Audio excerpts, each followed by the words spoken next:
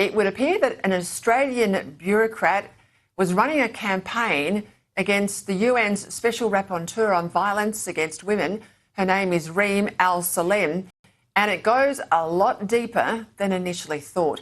Last week it was reported that Australia's Sex Discrimination Commissioner, Cody, had queried whether any influence could be used to block Al-Salem's reappointment, this is by the UN, because she had intervened on issues of trans women and their rights. Well, over the weekend the plot thickened.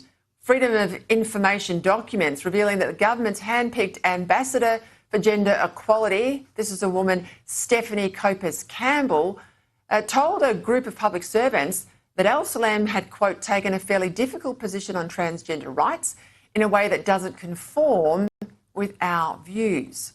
Now, the rest of that conversation was redacted from the transcript on the basis of its disclosure potentially damaging international relations to the Commonwealth. But that much was told to us in the FOI documents. Joining me now, someone who has followed this closely, Liberal Senator for Tasmania, Claire Chandler.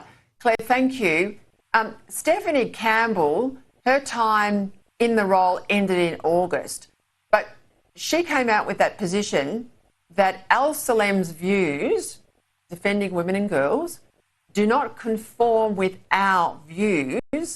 Do we take that to be the government's position, the Albanese government's position?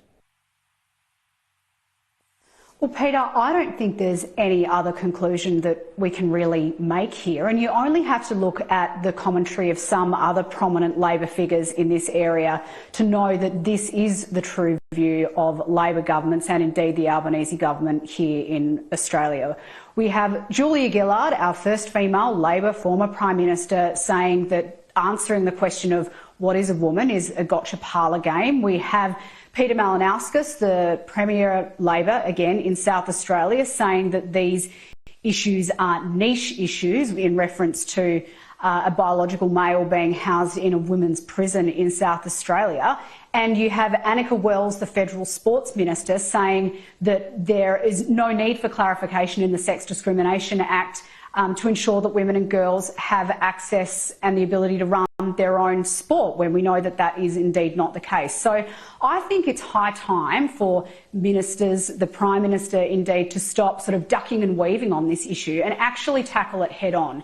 If I've completely misrepresented Anthony Albanese's view here, then I think he should come out tomorrow and clarify exactly how he feels about these issues. But I fear that what his bureaucrats are saying, as you've just referenced, absolutely aligns with his personal view. And let's remember Anna Cody, so she is the Sex Discrimination Commissioner on the Human Rights Commission.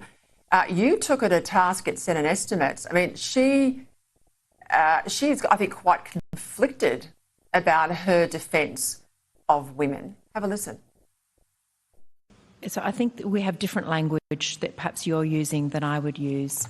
So I don't understand the term biological men. I mean, you've got to ask questions as to why she still has her job. I think that's a very fair question to ask, Peter. I think that any person who's taking on the role of Sex Discrimination Commissioner of our country should be able to answer a few basic questions. Do you understand what a biological woman is? Do you understand what a biological man is? Do you understand why the law should recognise these differences? But as you've just demonstrated in that clip, Anna Cody has proven time and time again that she is unwilling to recognise biological reality and unwilling to recognise people like Reem Al-Salem who promote this very important idea that women and girls have the rights to their own spaces and services based on their biological sex, and that that's a good thing. That's something that we should all be promoting.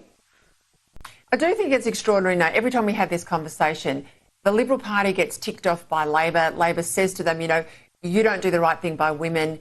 You know, you need to have quotas like we've got quotas. I'm looking behind you and there's a picture of Margaret Thatcher, who, of course, was elected without a quota in sight. But, you know, they're demanding you have quotas. It's all a fig leaf of care and concern for women's rights, because you can go through at a state level. We've just discussed that in relation to Ballinascus. You can look at what's happening in Victoria, where kindergarten children are asked for their pronouns, for goodness sake, where they can be transitioned away from their born gender without the parents having any knowledge by their school and the school teachers. And you've got this concerted campaign now at a federal level. I mean, Labor like to say they support women, but when you get to the practical nuts and bolts, they absolutely do not. That's exactly right, Peter, and I have lost count of how many times I've been contacted by women across the country who have identified themselves to me as traditionally being of the political left, saying that they feel so let down by left parties in this country, whether that's the Labor Party or indeed the Greens, because we both know that those two parties have been completely overrun with this mad gender ideology. So it's rank hypocrisy from the Labor Party to say that they are the party that defends women when they don't actually defend the biological definition of women. Just a quick one before we go. Labor created this position of an ambassador for First Nations people. I can't see any merit in it at all to represent Australian Aborigines on the world stage.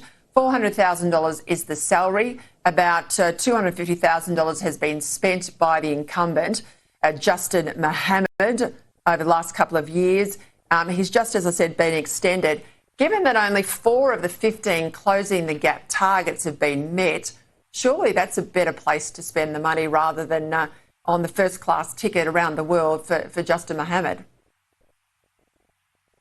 We're talking about rank hypocrisy, Peter, and I think there can be no greater example than this, right? I mean, the Labor government under Anthony Albanese has time and again told us over the last 3.5 years how they want to make life better for Indigenous Australians, and yet they are spending exorbitant amounts of taxpayer money on things like this, which are so clearly not improving outcomes for Indigenous Australians. I'm sure if you asked my colleague in the Senate, Jacinta Nampijinpa-Price, how this sort of, hundreds of thousands of taxpayer dollars could be better spent on the ground in Indigenous communities, she'd come up with some pretty good ideas.